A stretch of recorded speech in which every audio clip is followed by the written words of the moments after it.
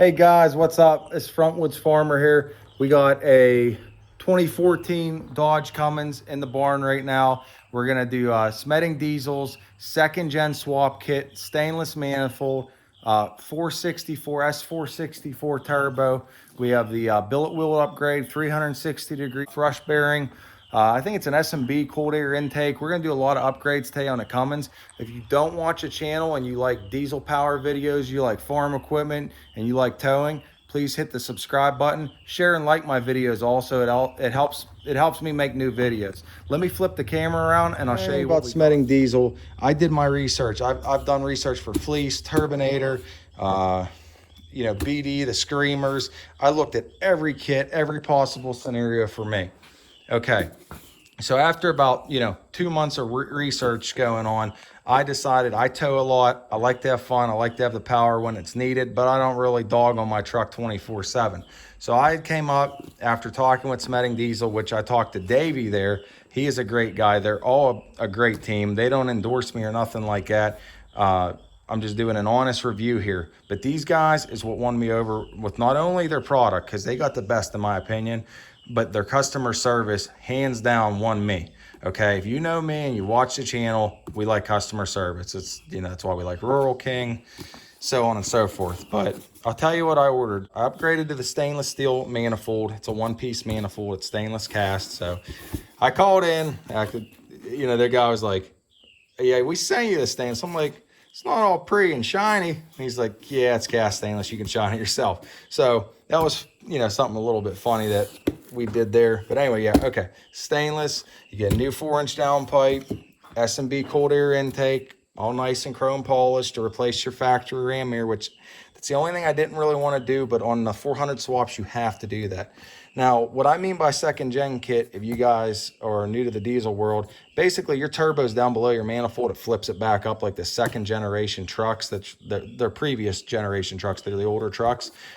They found that's better. It lowers your EGTs, your exhaust gas temperatures. Here's the monster S464.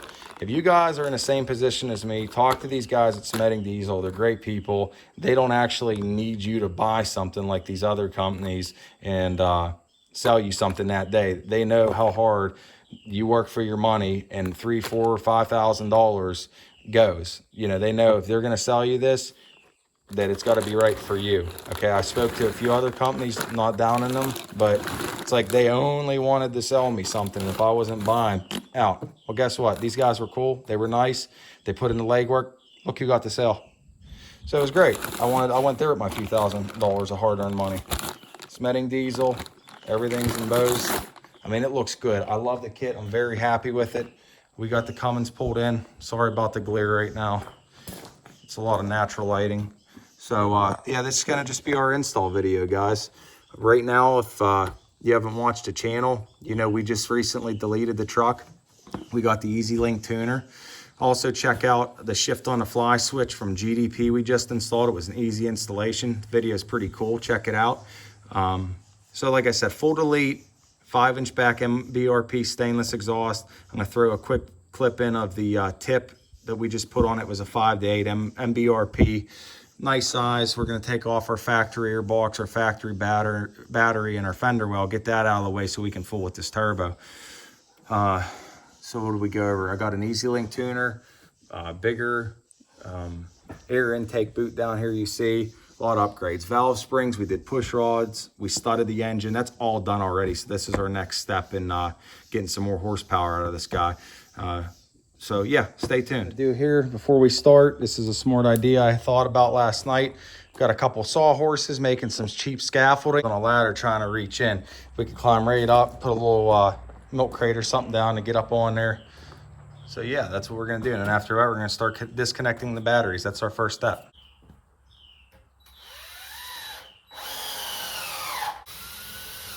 All right, so the battery terminals, they take an 8mm small wrench. Use the socket, whatever. First thing you want to do on any of these trucks with computers, any machine, anything, is you want to get these batteries disconnected. You don't want to mess up your computers or expensive stuff, your ECMs. Everything's electrical. So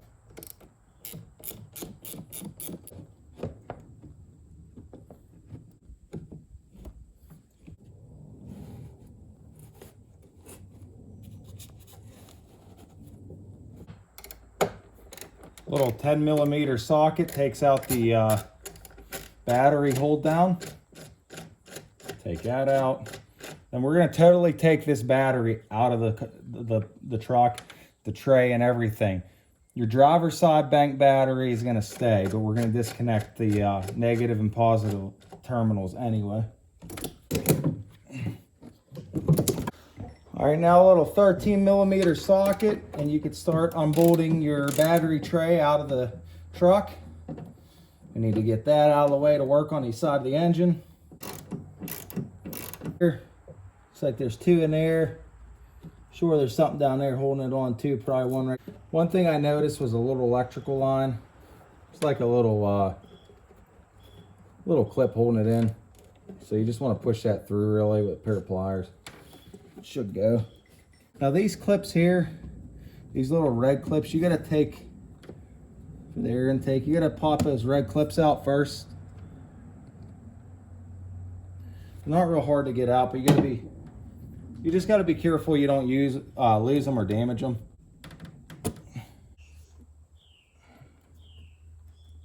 Like that. I ended up cracking mine, my pigtail, but it's all right. The red clip should hold it back in. Same thing over here. Just they don't have a red clip on this one. Now we're just gonna kind of take off this clip here, this band clamp. See there's a notch in here. You loosen this, slide this. That'll disconnect this part of the air intake. We'll take the ram active air box, the top off, and then we'll start taking out the rest of the bolts to get the working our way down towards the turbo. Just kind of yank her out. Our band clamp was a little stuck. Remove the box, and even though you're not using your factory parts, you still put it back together just in case. Then we have a nice little area cleaned off where I've been setting all the factory parts, and a separate area for all our Smeding diesel new performance parts. Now that driver's side battery was a 10mm. This was a smaller size. I don't know why they did that. 10mm for down here. There's a bolt on your rad support for the rest of your gearbox. All right, one part I'm not going to spend a lot of time on. In this installation and any second gen swap, you're going to end up having to take this inner fender well out. I got all this fancy chrome, so it's kind of fighting me. But they are a 8mm bolt. Just go around the fender well, take out the 8. Off, this is kind of your bottom view. I mean, everything's really easy to get to.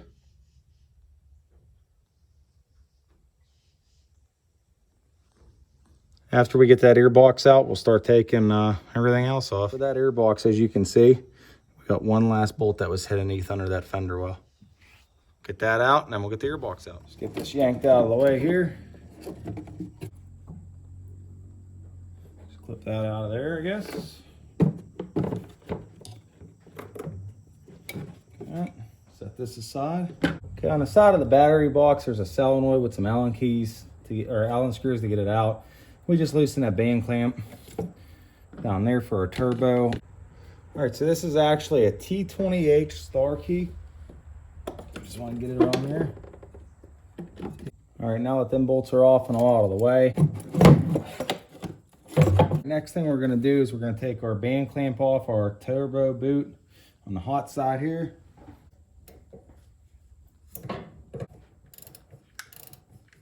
So we got this band clamp loose for the 4 to 5 inch downpipe reducer because we're getting a new downpipe. This band clamp's loose. Got the actuator unplugged.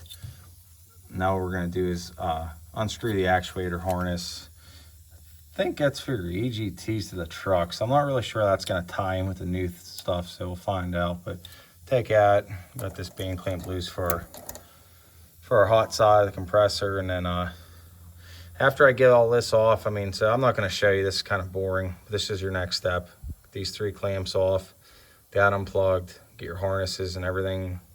I'm gonna unscrew that, get that out of the way, and then we'll be ready to start unbolting the manifold, and maybe we'll take it out all at once. We're gonna take this hose off here, loosen this boot, get this all out of our way.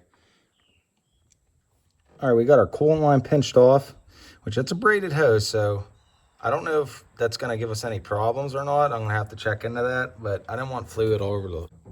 All right, so that was just a little 12 millimeter for whatever sensor this is. Just gonna try to fish that there right out the way. All right, so the manifold stud came out with that whole bracketry. So we took that one off. So probably gonna start taking these manifold nuts off, and then that way we can get this manifold cover off. And they're a 15 millimeter.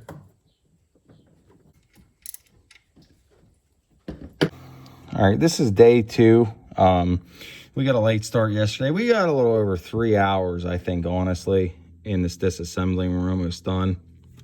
So this factory turbo, I got the manifold all loosened up, everything off. There's another line. I'm thinking it's another oil line on the back side. So what we're going to do is end up leaning this out, this manifold, and loosening that up, trying to do it from the top. Once we get that out of there, we're going to try to get this yanked out and then get started on putting the new one in and seeing if we have to put the these hot tubes, these boost tubes, take them off anymore. Because I had another call coming in, that's why I got cut off. But anyway, so coming from that turbo, there's this oil line. I'm going to try to get in here better so you guys can see. There's this oil line right there. That's a 7/8 inch. I don't know the metric size, but the 7/8 will work. I'm going to just loosen and take the whole line off so I don't have to get underneath the turbo because you can't really get in there. Go ahead, get down. Step we got the turbo all out is we got a 360 degrees thrust bearing in here. So this is clockable 360 degrees. You take your exhaust housing, this is your compressor housing, this is your exhaust. You take your exhaust housing side, you loosen that V-band clamp and get that off there. And they told me though at Smeding Diesel to mount it on your exhaust manifold first because you won't be able to get to the bolts too easy. So we're going to do that, which we'll mount those, and I'm going to torque those at 35 or 32 foot-pounds. And then once we get that on, these also go to 32 foot-pounds on your head. And you want to look up at Cummins. It basically makes a circle. So you go this side 1, 2, 3, 4, 5, 6, 7, 8, and you just keep going in an outer circle. There's the difference between your VGT turbo to your fixed vane turbo. This is your oil drain. It goes into your block. You just stuff a rag in it for now. There's a bigger hole. That's where your new oil drain out of the set of 2 new hoses. That's going to be your new oil drain. And try to find it here.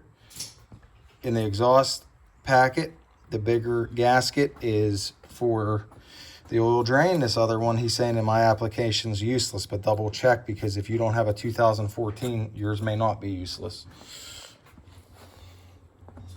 Your factory VGT uses 2 coolant lines. Those are going to get eliminated.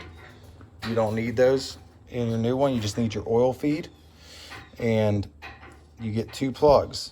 These washers go in the plug. And that gets, here, I'll show you where those get plugged up at. One here, and then one on the side of your block underneath. Those are those 2 plugs for the antifreeze are going to get plugged up. Not this one. This one's for your oil. It's right here on your standpipe. Always remember to keep things clean. We just laid it all out the way that we took it off, and don't overcomplicate it like I was doing. Obviously the compressor side's the front of your engine. You want your manifold facing down when it's on your truck. See how the manifold faces down? And then you just take it off the way it's going on the front of your truck, and you bolt your exhaust housing on. Now these bolts here are going to be real tight against here, but they're the right ones. There's 2 different pitches in these bags. I don't want to show you guys all just tightening nuts and bolts. That's why I'm kind of cutting you guys in and out. So if I'm tightening a bolt, I'm not going to just keep showing you, but I'll give you a few tips and pointers that me and my dad are doing this. Basically, this turbo does hit this AC line. So you need a guy on the bottom and a guy on the top pulling this while everyone else is putting in these bolts. So we're going to get this all torqued up, and then I'm going to show you the next steps. Remember, we already got our coolant drains plugged in. One of these bolts in by hand. Do not start them with an Allen key, no matter how tempted you are. They will go by hand if you wiggle them the right way. Also, what we did before we brought the manifold over is we put all the bolts and washers in and the gaskets on the back. They'll thread in the gaskets a hair. It makes it life a lot easier. We got our Smeding diesel turbo compressor all bolted up. We loosen the compressor and the exhaust housing band clamp. That way we could clock our center section, and we're gonna start putting on our oil drain. Remember, it's the fatter hole, the smaller is the oil feed, and it connects down here on top of your oil filter. On your oil drain, it connects to that AN fitting, and then down here where it plugs into the block, that's just a push in like on the old Trinity dipsticks.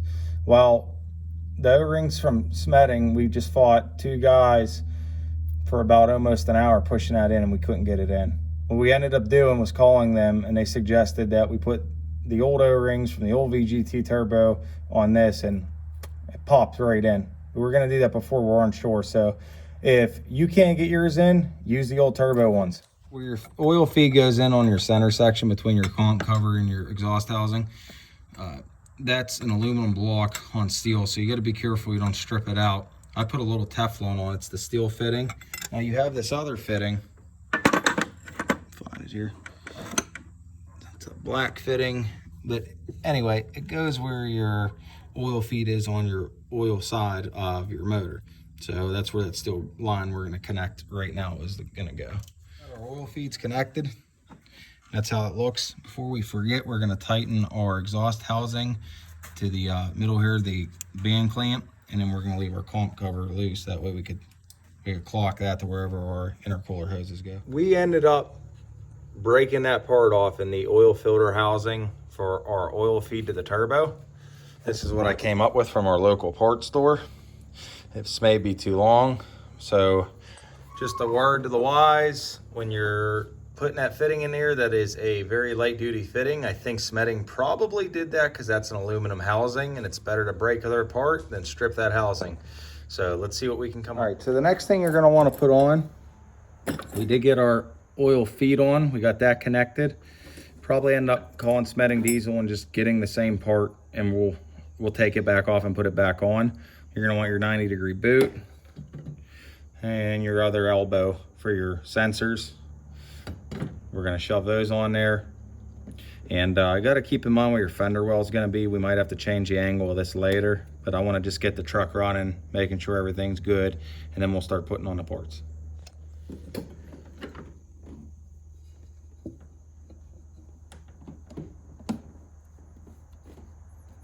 Make sure you get these elbows in far enough. You want to make sure your sensors are facing up so you can get those factory sensors back in here. They give you new screws through Smeding diesel as well. A little oil helps a lot. Make sure that's all your fittings are in enough. That's way more than enough. We can always re-loosen and turn, but I think this is about where we want it. Again, it's going to fit tight in here, so maybe we will slip this on, the air filter, put a little spray.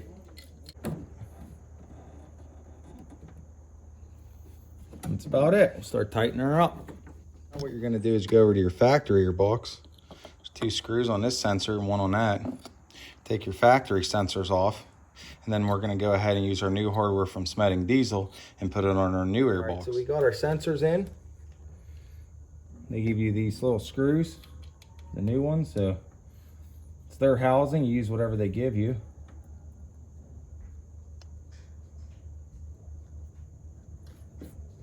Then we'll go down to the downpipe. Okay, so don't forget now to plug your factory harness in. This sensor only fits one way, we just found out. We had to 180 it, and it fits in nicely.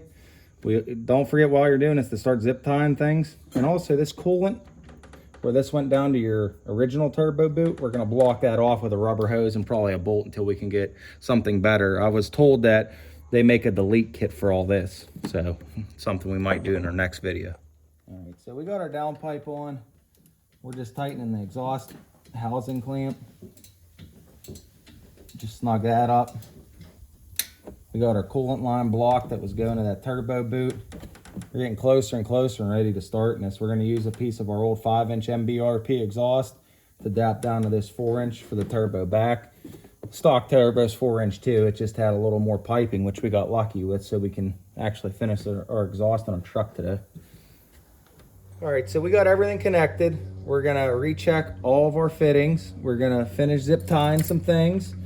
get our inner fender well on, put our antifreeze top pad off. Make sure you buy the right stuff. You're gonna lose a lot. We got our 2 plugs in the block, and then we're gonna start it up and see where we're at. Don't forget, you're going to have to get another tune for this swap.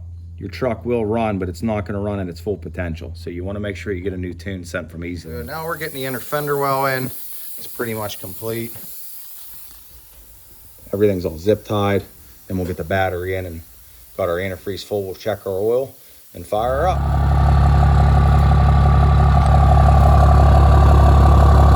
What that was doing was putting so much excess pressure in the motor, and for some reason it was blowing out white smoke. It was blowing oil through the turbo. It's not good for it. So if you guys do the same second gen swap, even if you don't go with Smeding, which I have no clue how anybody wouldn't. I mean, they're the best value I found for the money. I mean, I'm serious. They didn't give me no free turbo or nothing like that. Honest to God's review, everything I found from them was the easiest as far as customer service. Real easy transition. I could talk to those guys. They didn't have to have a cell. Like I said, I called into what's that big one? Oh, Fleece Performance. And I'm not bashing them. I mean, they probably have a great product, and maybe there's some good customer service reps there. But man, I'll tell you what, they didn't want to deal with me at all. You know, I asked the one guy, hey, you guys do anything for sponsorships? He got real nasty. I said, look, I'm not looking for nothing for free, but it'd be nice to do a giveaway on the channel or something. You guys got some stickers? Smeding Diesel's gonna hook us up, you'll see. So it's late, but we did just get done not too long ago. I wanted to show you with the battery tray in. I know it's a little dark. We'll do a full review on the Cummins another day, and we'll tell you all the mods we have. Also, I mentioned on the thumbnail and the description that if you submit a code to Smeding Diesel on an online or over the phone order, you're going to get a certain discount.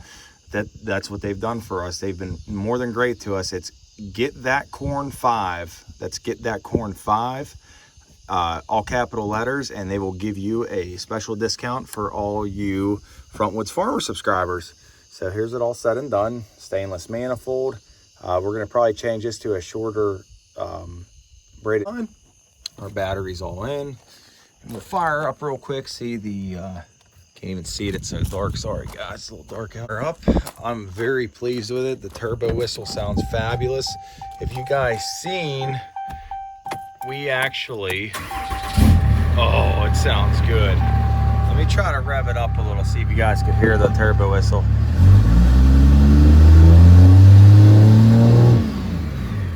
Right there when you lit off. It's not Ford Power Stroke crazy, but it sounds good. It's a very healthy sounding turbo. The motor, I love it. I couldn't be happier. Smeding Diesel, the best way to go, in my opinion, for your dollar.